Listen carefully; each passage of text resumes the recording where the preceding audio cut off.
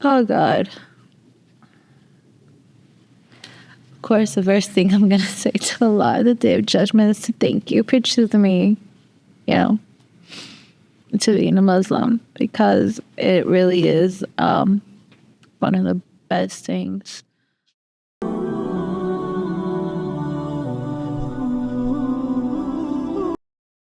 Assalamu alaikum. My name is Ileana Castillo, and this is my Revert Story.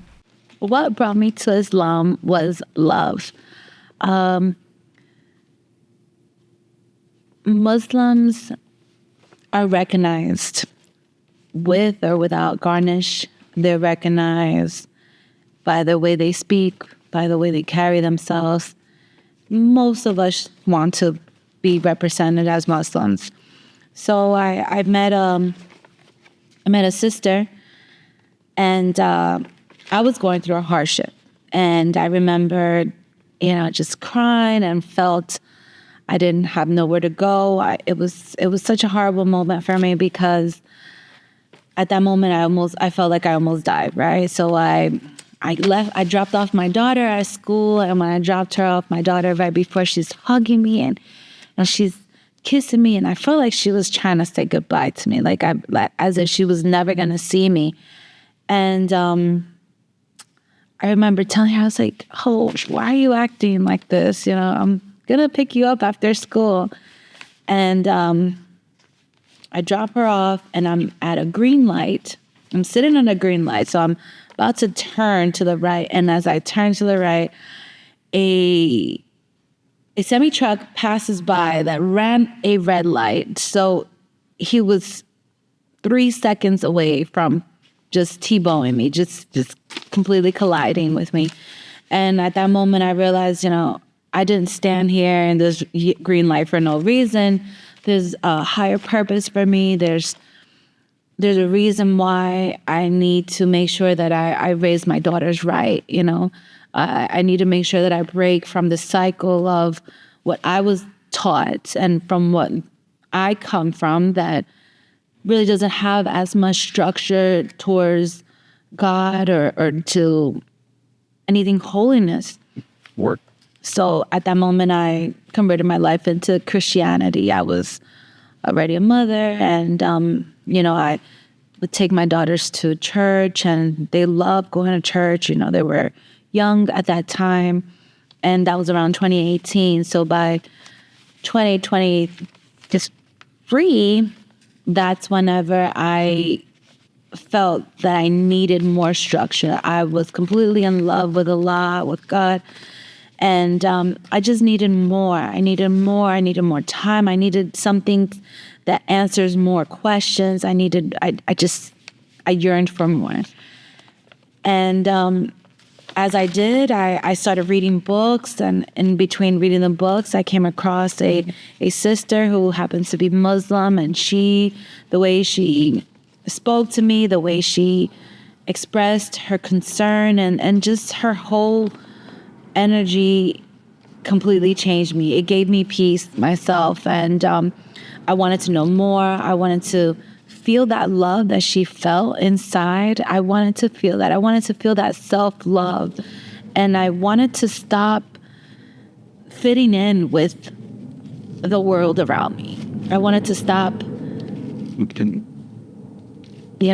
feeling that everything around me wasn't right.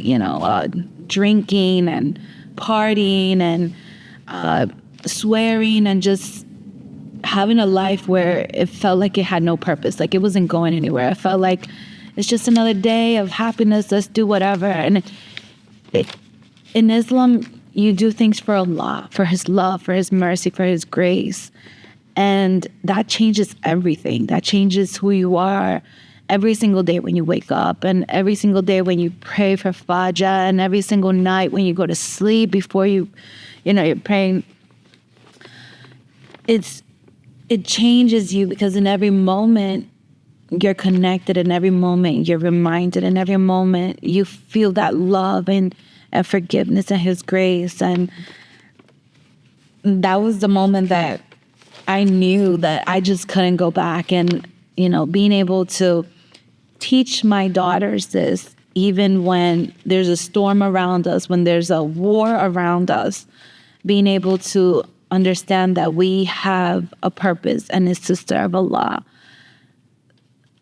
They understand that, and they're not committed to Islam, but they understand that and they respect that and they love that and they appreciate the new mother that they have, and they appreciate the stuff that I teach them and the way that I encourage them and expressing myself and how important it is to understand that we are different and we have a purpose. And I have faith and very hopeful that one day they'll accept their shahada. So first, I was born into Catholicism. I was born into it, and I was raised into it because I did all of my sacraments as a young teenager. And even after, I didn't understand. Even after I had my children, I also forced them into being Catholic because that's all I knew. And either way, I always wanted to be close to God. I've always been a faithful person ever since I was little. I'll never forget the day that my grandmother taught me how to pray. And ever since then, I never stopped praying. So the difference to me was that discipline, that holding you accountable into changing your lifestyle. I think Islam is a lifestyle, it's something that you wake up to every single day before you eat, every single moment of your life as a Muslim, you are practicing Islam. With Catholic is not the same. Catholicism is not the same. I felt like it was more, you're at church, you do your sacraments, you go home, and that's it. It stops there. You pray at night, you pray over your food, and it stops there. And it doesn't give you that discipline, that structure, and the answers. And you're not just praying to a saint, or you're not depending on any of the saints or prophet. It's solely you and God, or Allah. So from being a Christian to being an Islamic Islam, the difference would be that in Christianity, they believe that Muslims pray to a different God, right? So I was confused at first because there's only one God. And a lot of Christians, they pray, they're the ones praying. They're the ones praying to a different prophet or saint. We strictly pray to one Allah. Done. And that was the main thing that they would get wrong. It's just like, who are you praying to? Or, thinking that as a female, you're being suppressed because you don't have a choice, or you don't, it's man over woman, and it's complete opposite. In Islam, a female is so delicate, and a female is so valued, and she's so protected versus any other religion, versus any other culture in the world, I would say, where they protect you for being a Muslimina. And, if you just give birth, you're entitled, you're just so entitled to certain things and certain rules that, we're supposed to follow. And we follow them for a reason. We follow them to care for the mother of your child, to care for the family, because it's all connected. When the mother is not right, the rest of the family is going to be kind of struggling. And in Christianity or any other religion, they don't value the females the way they do. And they turn it completely around to make it seem that a lot of Musliminas, they're being, under attack or they're unhappy because they don't smile. No, it's called modesty. It's called respect. It's called reserving and lowering your gaze and making sure that, if you're married, or not married, you're not wearing a perfume where the other person is looking and is being, the sinful things. So things I can't, it's hard to explain, but it's just so much respectful for all individuals around us, for the men, for the females. And in Christianity, that does not exist. It's a free for all. You go to church, you look beautiful, you wear the red lipstick and you wear the perfumes, and there's no limits.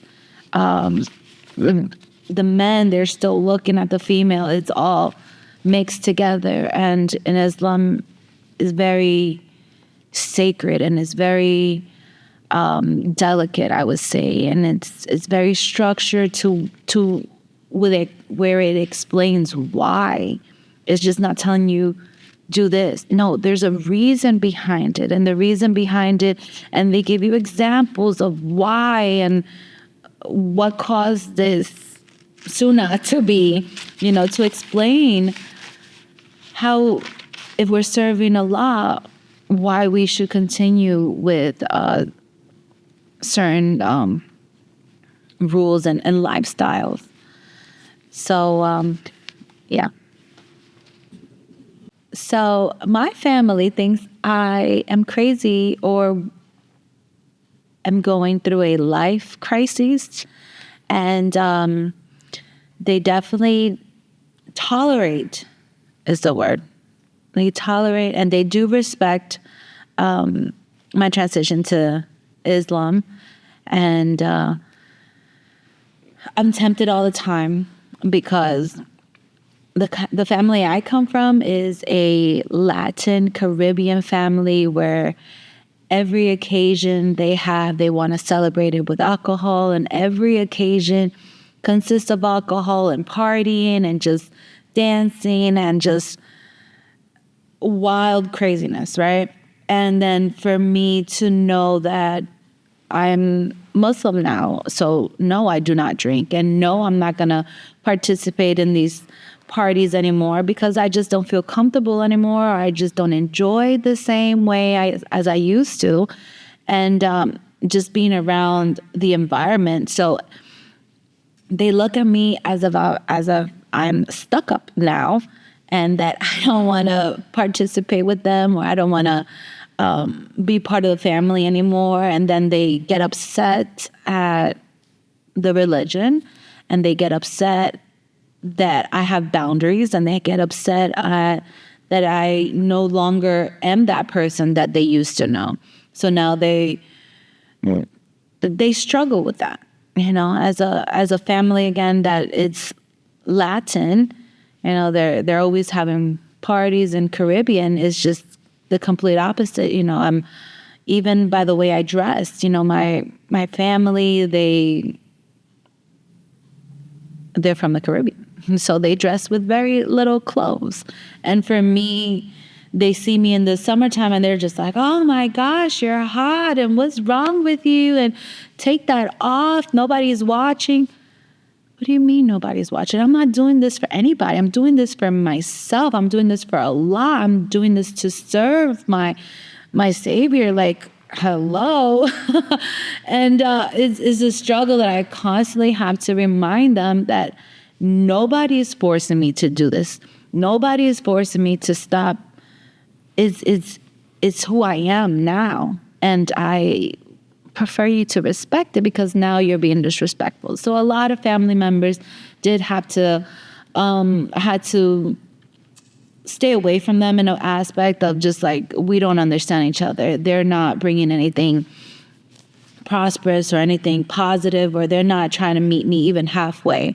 If they know I don't drink, let's go have food. We could definitely eat. We're always hungry. There's always something that we can eat. But that doesn't mean that I have to sit down and drink a martini with you. Like, that means that I could sit down and conversate and see how you're doing. I'm not going to be telling you everything about the Quran, but we can have a conversation. We can be normal. And another thing is that they would be embarrassed about how I looked when I went out to certain places. If I had my hijab on, if I was dressed in a modest way, different from what they were dressed, they stopped inviting me to events. They just didn't want to see it. They didn't want me to be there. I was this big outcast, and I just wasn't, who I used to be. And that was completely fine, because at the end of the day, I'm still at peace with myself, and I have Allah Akbar. So, and the people that need to be in my life, they will stay, and they will understand, and they will make room for what I bring, and room and respect for what this new version of me is. And it's challenging. It's challenging to be able to still find a community, especially when none of your family member is practicing Islam and they seem to be against it. So finding a community here at the masjid was something that I yearned for, and something that I desperately needed. And having different sisters from different countries, but at the same time, regardless of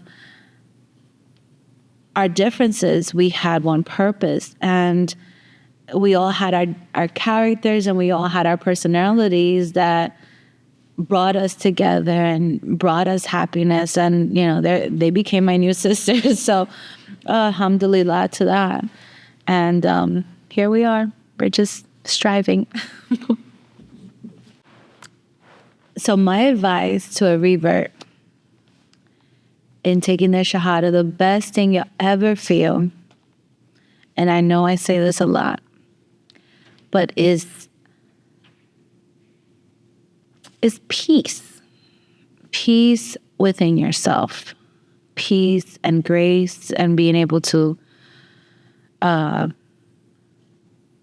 forgive yourself, and knowing that you have a religion that has a structure to wipe your hands and to wipe your face, and whenever you perform wudu, and every step of it in Islam is to get you closer, to Allah, and to the promised land, and to make you a better version of yourself here.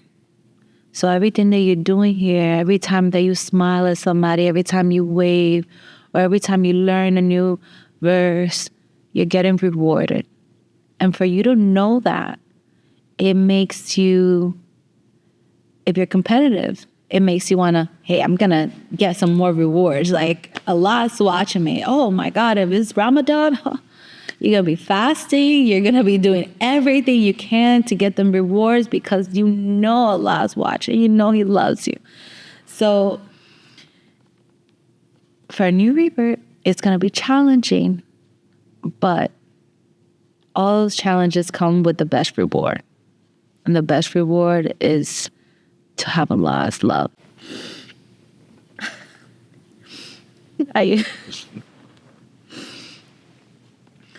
Oh God.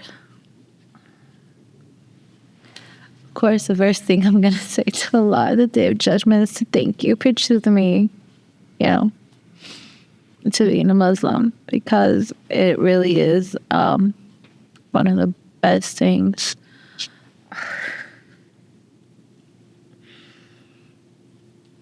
And I say that because, again, I feel like I experience different religion, and I experience hardships and betrayal, and there's nothing that can help you become one again when you enter into Islam and you pray and you get to know the love of Allah. Like, there's nothing on this earth more rewarding than that. And I hope that everybody could get to experience that one day. I really do.